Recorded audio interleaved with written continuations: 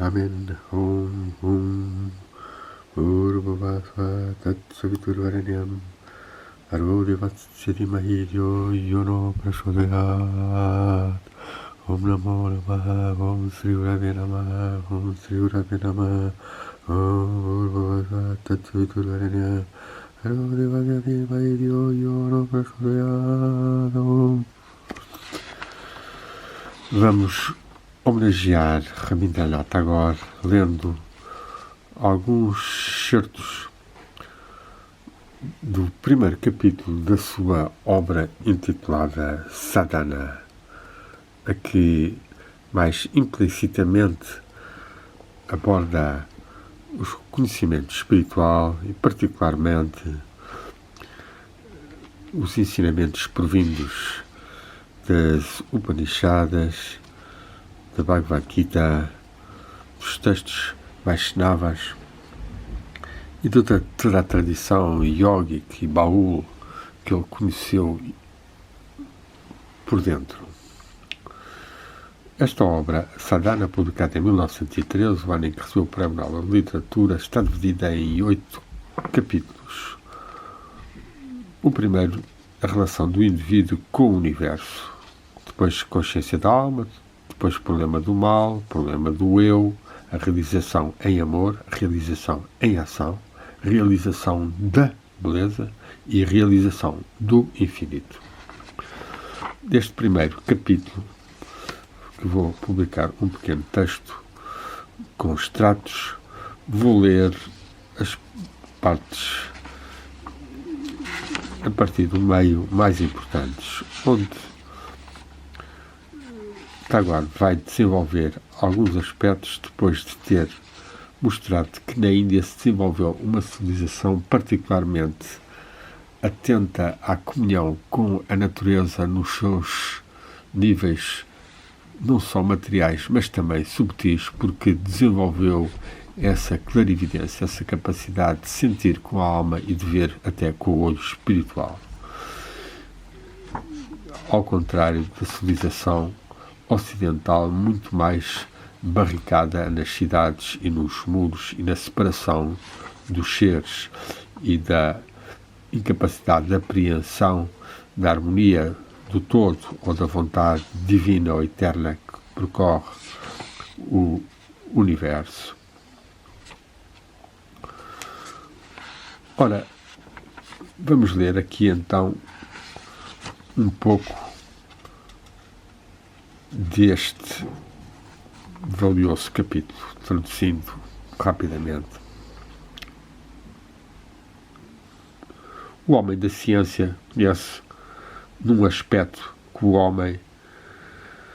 mundo não é apenas o que aparece aos nossos sentidos. Ele sabe que a Terra tal como a água, são o local de forças, do jogo de forças que se manifestam como água e terra, que ele apreende parcialmente apenas. Do mesmo modo, o ser que tem os seus olhos espirituais abertos sabe que a última verdade sobre a terra e a água está na apreensão da vontade eterna que trabalha no tempo e dá formas às forças que nós vemos ou compreendemos ou realizamos sobre estes aspectos. Não é apenas um mero conhecimento como o da ciência, mas é uma percepção da alma pela alma. Isto não nos leva ao poder, tal como o conhecimento leva, mas leva-nos à alegria, que é o produto da união de coisas afins. O ser cuja relação com o mundo não vai mais profundo que aquilo que a ciência lhe dá, esse nunca compreenderá o que é que o homem com a visão espiritual encontra nestes fenómenos naturais. A água, para ele, não limpa apenas os seus membros, mas purifica o seu coração, pois toca a sua alma. Muito importante esta terapia que eu bem conheço também água misericordiosa, água colorida. Continuemos. A terra não segura apenas o seu corpo, mas também alegra a sua mente, pois o seu contacto é mais do que um contacto físico, é uma presença viva. Bem difícil de sentirmos esta Gaia, esta terra viva, como presença. Voltemos até agora. Quando uma pessoa não realiza a sua relação com o mundo, ele vive numa casa-prisão, cujos muros são alheios a ele. Quando ele encontra o Espírito Eterno em todos os objetos, então ele é emancipado. Ele então descobre a significação mais plena do mundo no qual nasceu. Encontra-se então na verdade perfeita, em harmonia com tudo o que está estabelecido.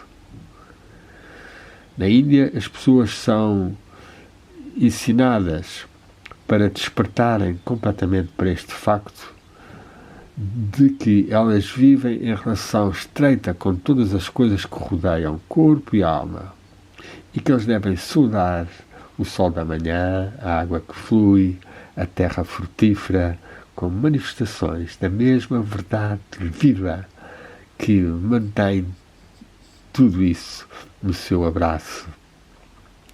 Assim, o texto da nossa meditação diária é o Gayatri, o verso que é considerado o epítome de todos os versos dos Vedas. Através da sua ajuda, nós tentamos realizar a essencial unidade do mundo com a consciência anímica do ser humano. Aprendemos a perceber que a unidade que está mantida pelo Espírito Eterno, cujo poder cria a terra, o céu, as estrelas e ao mesmo tempo irradia as nossas mentes com a luz da consciência que move e existe numa continuidade inquebrável com o mundo exterior. O famoso Gayatri. Om Bhurbhuva Swaha Tat Savitur Varenyam Bhargo Devasya Dhimahi Yo Yo No Prachodayat. Que significa mais ou menos que nós saudamos o mundo físico, terreno, terrestre, o mundo aéreo, o mundo celestial. Esse sol brilhante, nós saudamos e invocamos e pedimos que pela nossa meditação possamos receber as suas bênçãos iluminativas. Ora, continuemos. Não é verdade que a Índia tenha tentado ignorar as diferenças de valor em relação às diferentes coisas, pois ela sabe que isso tornaria a vida impossível. O sentido da superioridade do homem na escala da criação não está ausente da sua mente, mas ela tem a sua própria ideia acerca do que é ou do que é que consiste essa tal superioridade. Não é no poder de possuirmos, mas no poder da união. Portanto, a Índia escolheu os seus lugares de peregrinação sempre que na natureza havia alguma grandeza ou beleza especial, de tal forma que a sua mente pudesse sair do mundo de estreitas necessidades e realizar o seu lugar no infinito.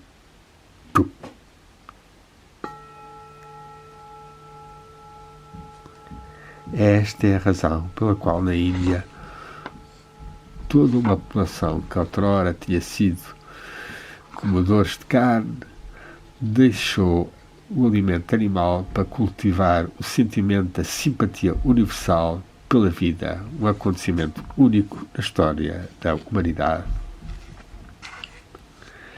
A Índia sabia que pelas físicas e mentais barreiras nós desprendemos violentamente da fonte inexaustível da vida na natureza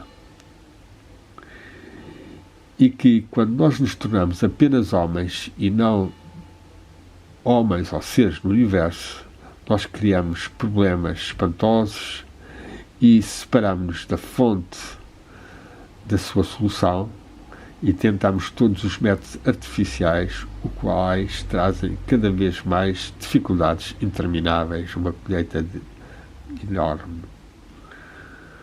Quando o homem abandona o seu lugar de resting, de descanso na sua natureza universal, quando ele caminha apenas na corda única da humanidade, isso significa ou uma dança ou uma queda para ele, pois ele tem incessantemente de esforçar cada nervo e músculo para conservar o seu equilíbrio em cada grau, em cada passo. E, nos intervalos desta complicação, ele fulmina contra a providência e sente um secreto orgulho e satisfação ao pensar que não foi bem tratado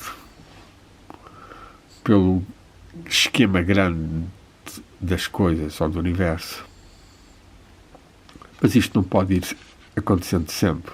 O homem deve realizar a sua existência na totalidade, o seu lugar no infinito. Ele deve saber que, por mais que lute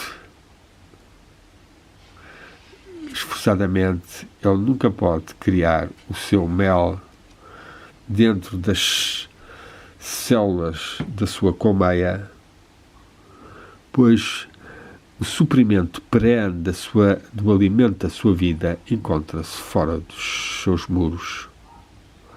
Ele deve compreender que quando o ser humano se fecha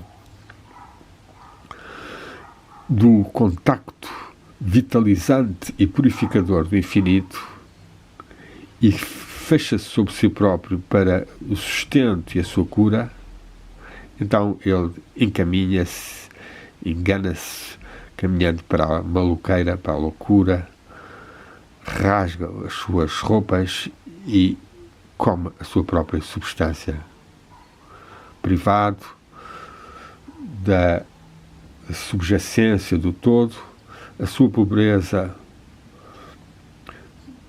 falo perder uma grande qualidade, que é a simplicidade, e torna-se esquálido e com uma face de vergonha. A sua prosperidade já não é magnânima e torna-se apenas extravagante. Os seus apetites não servem para servir a sua vida, mantendo os limites do seu propósito, e tornam-se um fim em si próprios e põem em fogo a sua vida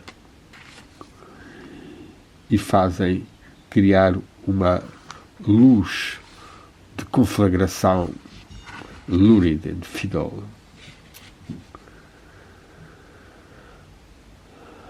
Então, é nesta altura que a nossa autoexpressão tenta impressionar e não atrair. Na arte, esforçamos por originalidade e perdemos a visão da verdade, que é antiga e que é, contudo, sempre nova. Na literatura, nós perdemos a visão do ser completo, que é simples e, contudo, grande.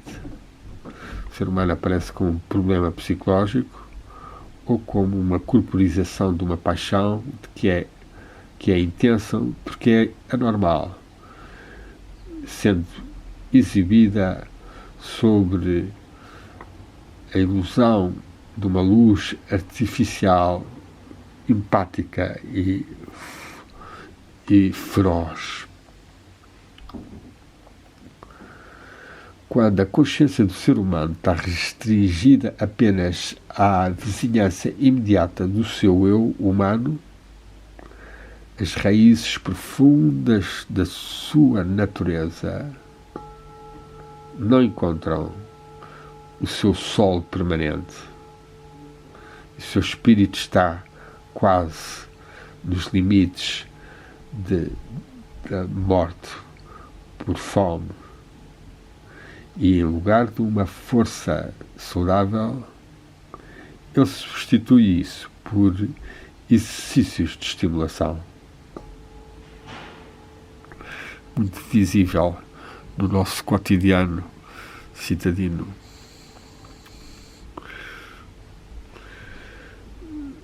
É por isto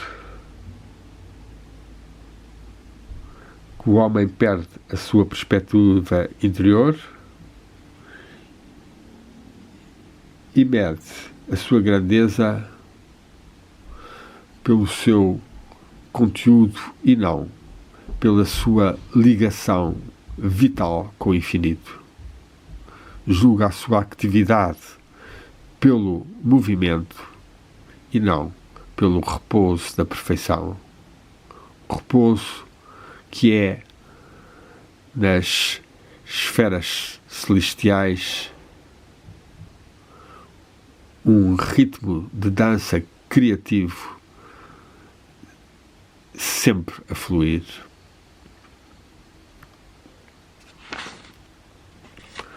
Agora damos aqui um salto em que ele fala em como que a civilização da Índia manteve sempre, ao contrário da civilização ocidental, uma capacidade de comunhão com a natureza,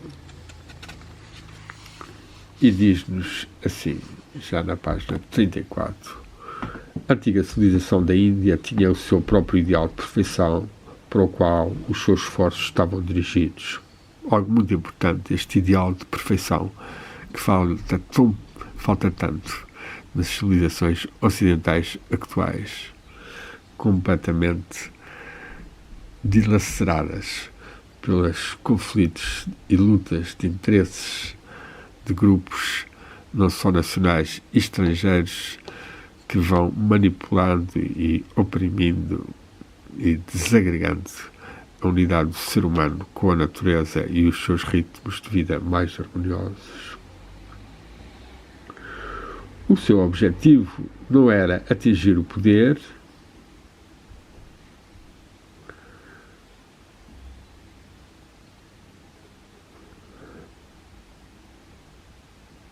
e não negligenciava cultivar.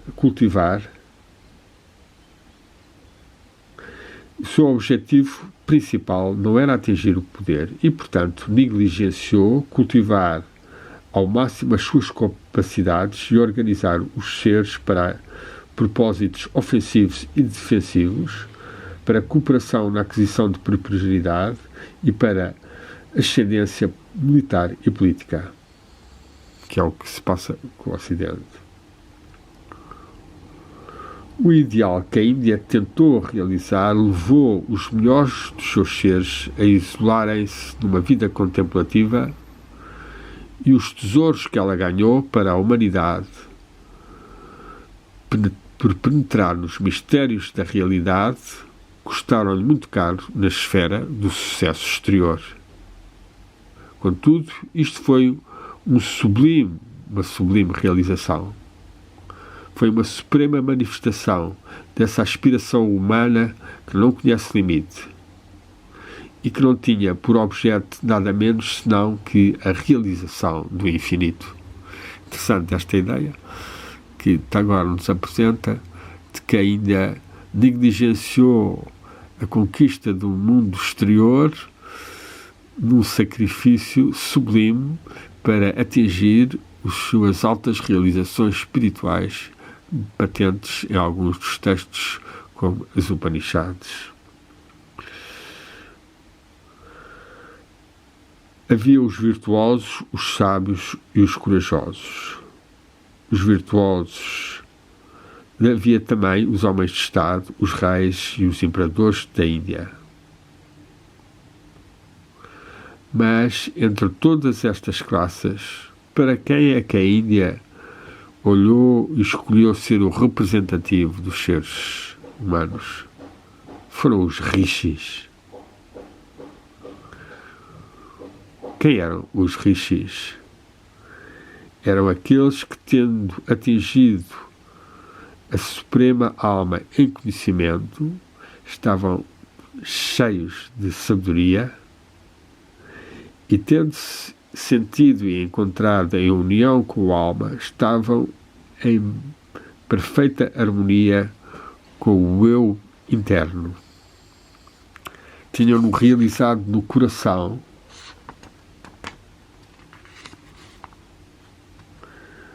onde estavam libertos de todos os desejos egoístas e, tendo experienciado a si próprio em todas as atividades do mundo, eles tinham atingido uma calma. A calma. Os rishis, ou seja, uma palavra sânscrita que significa os videntes, os sábios dos Vedas, que viram os Vedas.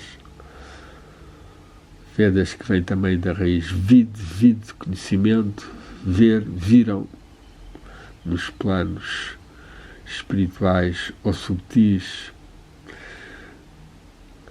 e que nos deixaram os seus ensinamentos. Os rishis eram aqueles que, tendo atingido Deus, o Deus Supremo, por todos os lados, tinham encontrado uma paz permanente, tornaram-se unidos com tudo, entraram na vida do universo. E dá-nos aqui um versículo em sânscrito: Sampravayanam Raishaho Snana Tripta Krita Mano Vitaraga Prashantaya Te Sarvagam Sarvata Prapya Dira Yuktam Bala Sarvameva Vishanti. Este estado de realização, da nossa realização com o todo, de entrar com tudo, e entrar em tudo através da união com Deus, foi considerado na Índia ser o último fim e realização da humanidade. Este estado de realizar a nossa relação de união com tudo, de entrar em tudo através da união com Deus. Aqui Tagore está a dar uma visão de expansão da alma que, consciente da dimensão espiritual e da vida divina do universo, se consegue comungar com tudo o que a rodeia. Voltemos ao texto. O homem pode extrair, destruir e pilhar, acumular, ganhar e acumular, inventar e descobrir, mas ele é grande porque a sua alma compreende tudo. É um fogo, é algo tremendamente destrutivo para ele quando ele se envolve a sua alma numa concha morta de hábitos preguiçosos, ou quando a fúria cega das ações envolve-o como uma tempestade de areia fechando no horizonte. Isso verdadeiramente mata o verdadeiro espírito do ser, que é o espírito de compreensão.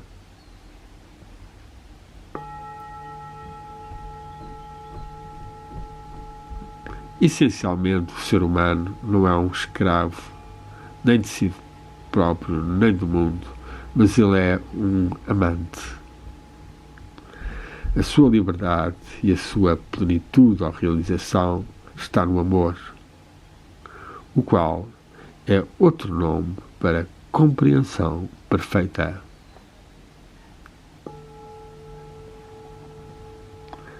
por este poder de compreender, de compreensão, esta premiação do seu ser, ele é unido com o Espírito omnipenetrante, o qual é também a respiração da sua alma.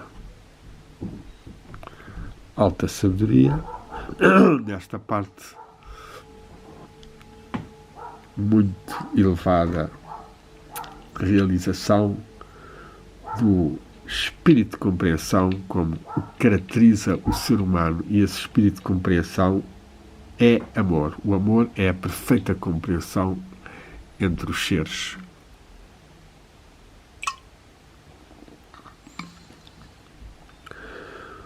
Onde um ser humano tenta elevar-se a si próprio, por afastando e perturbando os outros, para ganhar uma distinção pela qual ele se orgulha de ser mais de qualquer quem é, ele está alienado do espírito. É por isso que as Upanishads descrevem aqueles que atingiram o objetivo da vida humana como prashantaha, shantaha, paz, cheio de paz, ou então yukta mana, yuk, unido, um com Deus, ou um com o Atman, o Espírito. Significando que eles estão em perfeita harmonia com o ser humano e com a natureza e, portanto, numa união imperturbável com Deus. Nós temos também um brilho desta mesma verdade nos ensinamentos de Jesus, quando ele diz: é mais fácil para um camelo passar através de uma agulha do que um ser muito rico entrar no reino dos céus. O que implica que tudo o que nós queremos ou valorizamos demasiado para nós próprios, para-nos dos outros. As nossas posses são as nossas limitações. Aquele que está curvado sob a acumulação das riquezas é incapaz, com o seu ego continuamente bulging, borbulhando, passar através dos portões da compreensão do mundo espiritual, o qual é o mundo da perfeita harmonia, e fica fechado dentro das paredes estreitas das suas aquisições limitadas.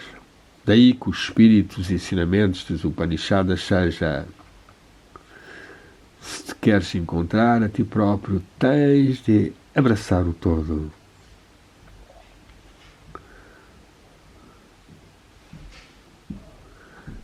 Na perseguição da prosperidade, tu abandonaste tudo para ganhar umas pequenas coisas. E isso não é o caminho, o modo, a via para atingir aquilo ou aquele que é completude, plenitude. Alguns filósofos modernos da Europa, que estão direta ou indiretamente devedores das Upanishads, em vez de realizarem tal dívida, mantêm que o Brahma da Índia, Brahma significa aqui até a tradução não está bem posta, devia ser de Brahman. O Brahman da Índia, a divindade, o nome da divindade absoluta da Índia, é uma mera abstração, uma negação de tudo o que está no mundo. Numa palavra, que o ser infinito se encontra apenas nas metafísicas. É possível que tal doutrina tenha estado e ainda esteja prevalente numa secção dos nossos compatriotas indianos, mas isto não está certamente em acordo com o espírito omnipresente da mente indiana. Em vez disso, é a prática de realizar e afirmar a presença do infinito em todas as coisas que tem sido uma constante inspiração. Aqui Tagore vai para uma leve crítica aos metafísicos que consideram que essas noções elevadas da divindade, como absoluto, como Brahman, são meramente metafísicas e abstrativas de uma ligação com a vida e com o universo, enquanto que Tagore vai defender uma visão muito mais panteísta, uma visão muito maior da presença da vida divina em todas as formas e seres. Avancemos com ele. Nós somos estimulados ou ensinados, enjoined, para vermos que tudo o que existe no mundo está abraçado ou envolvido por Deus. Ishavasyamidam sarvam yat kincha jagatya jagat. Eu inclino-me para Deus uma vez e uma vez mais, que está no fogo e na água, que permeia o mundo inteiro e que está nas colheitas anuais, assim como nas árvores perenes. Yo Devagnau, Yo Psu, Yo Vishvabhuvatanama Vivesha, Ya Oshadishu, Yo Vanashapashitu, Animal Tasmai Devaya, Namo Nama.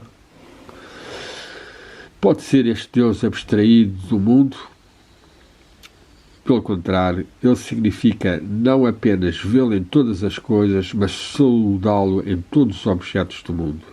Esta atitude do homem consciente de Deus das Upanishads para o universo é uma de profunda sentimento de adoração. O seu objeto de adoração está presente em toda a parte. É a verdade uma, única, ou verdade una, viva, que torna todas as realidades verdadeiras. Esta verdade não é apenas conhecimento, mas devoção. Namo Namaha. Namo Namaha. Nós inclinamos para ele em toda a parte, uma vez e outra vez e sempre. Namo Saúde, em sânscrito. É reconhecida naquela explosão de coração do Rishi, do sábio, quando dirige o mundo inteiro numa súbito rapto ou êxtase de alegria. Ouvi-me, vós, filhos do Espírito Imortal, vós que viveis nas abóbadas celestiais. Eu ouvi a Suprema Pessoa, cuja luz brilha para além da escuridão. Buda, que desenvolveu... Não encontramos uma delícia elevada nesta experiência direta e positiva, onde não há o mínimo traço de vago e de passividade? Srinvantu Vishve Amritasaya Putra A E Divaya Damani Tastu Vedayamitam Purusham Hahantamam Aditya Varnam Tamasha Parashtat. Este Purusham, Suprema Pessoa, isto é, a divindade na sua individualidade, a Suprema Pessoa, que é o modelo e fonte dos Purushas, dos espíritos que somos cada um de nós.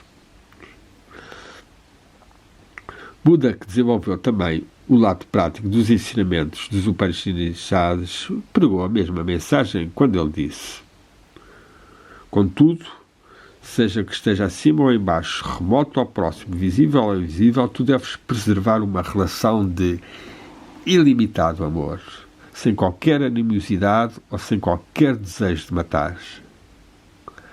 Viver numa tal consciência enquanto se está em pé ou caminhando, sentando ou dormindo, mesmo até dormir-se, isso é Brahman Vihara, conhecimento de Brahma, ou, noutras palavras, viver e mover e termos a nossa alegria no espírito de Brahma.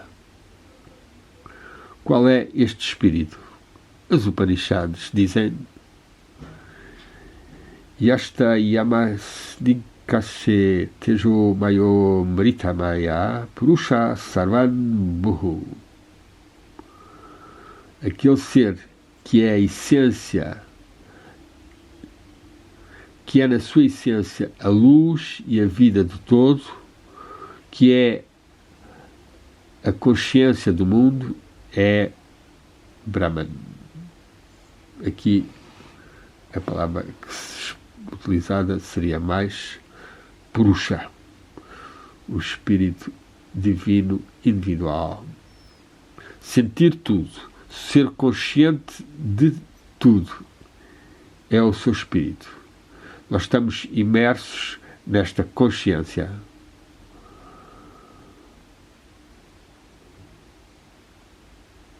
Ou nesta consciência sua do corpo e da alma. É através da sua consciência que o Sol atrai a Terra. É através da sua consciência de que as ondas de luz são transmitidas de planeta para planeta.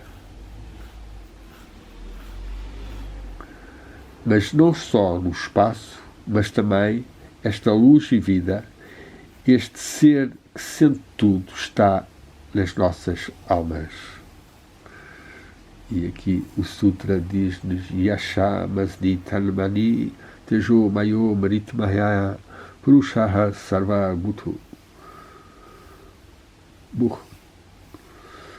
Ou seja, ele é todo consciente no espaço ou no mundo da extensão e é todo consciente na alma ou no mundo da intenção, da interioridade, de certa forma. São, de facto, grandes elevações que Tagore toca. Sempre complexo descobrimos quais são as melhores palavras para explicitar as realizações anímicas que se passam sempre no nível da visão e do sentimento interior e de uma compreensão simultânea que se passa com uma vivência interior no momento muito reveladora, mas muito individual e muito fugaz até na manutenção ao longo dos tempo e dos anos, com o passar do tempo, a menos que nós tivéssemos esse sacrário memorizado ou no coração e a ele meditássemos e cultivássemos mais tais vivências e experiências da comunhão com o Espírito ou com a divindade. Mas avancemos então com Tagore.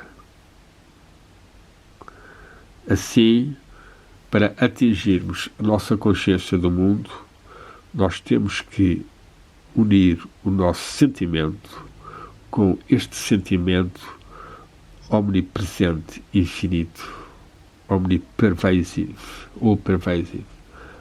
De facto, a única progresso verdadeiro do ser humano está coincidente com a sua capacidade de alargar o seu nível de sentimento. Toda a nossa poesia, filosofia, ciência, arte e religião servem para estender a abrangência da nossa consciência para mais altas e mais largas esferas. O ser humano não adquire os direitos através da ocupação de mais espaço, nem através da conduta externa, mas os seus direitos estendem-se apenas enquanto que Ele é real e esta realidade é medida pela abrangência da sua consciência. Nós temos, contudo, que pagar um preço para atingirmos esta liberdade da consciência. Qual é o preço? É abandonarmos o nosso eu. A nossa alma pode-se realizar a si mesma verdadeiramente apenas ao negar-se a si própria. Os Upanishads dizem: Tyaktena bhujitaha. Tens de ganhar ao dares. Magrida. Não deves cobiçar. A panigraya, uma das qualidades que Patanjali pedia nos seus yamas e niyamas, a não cobiça. Magrida. Na Gita, Bhagavad Gita, nós somos aconselhados a trabalhar desinteressadamente, abandonando todo o desejo pelo resultado. É o famoso versículo que diz: tens direito às ações que te são próprias da tua missão e do teu dever, mas não aos seus resultados. Muitas pessoas que estão externas a isto concluem que, em relação a este ensinamento, que a concepção do mundo é algo de irreal e que está na base do chamado desinteresse tão pregado na Índia. Mas o contrário, ou o reverso, também é verdade. É verdade. É a verdade. O ser que tem como objetivo o seu próprio engrandecimento desvaloriza tudo mais. Comparado consigo próprio, o resto do mundo é irreal. Assim, com o objetivo de se tornar completamente consciente da realidade de tudo, o homem tem que se libertar a si próprio dos laços dos desejos pessoais. Esta disciplina nós temos que passar e preparar-nos. Temos que passar através dela para podermos preparar-nos para os nossos deveres sociais, para compartilharmos os pesos, as cargas dos nossos companheiros, dos seres companheiros. Cada esforço para atingir uma vida mais larga requer dos seres humanos ganhar por dando e não por ser ganancioso. E assim expandirmos gradualmente a consciência da nossa unidade com o todo. É isso, o esforço da humanidade. O infinito na Índia não era uma tênue não identidade vazia de todo o conteúdo.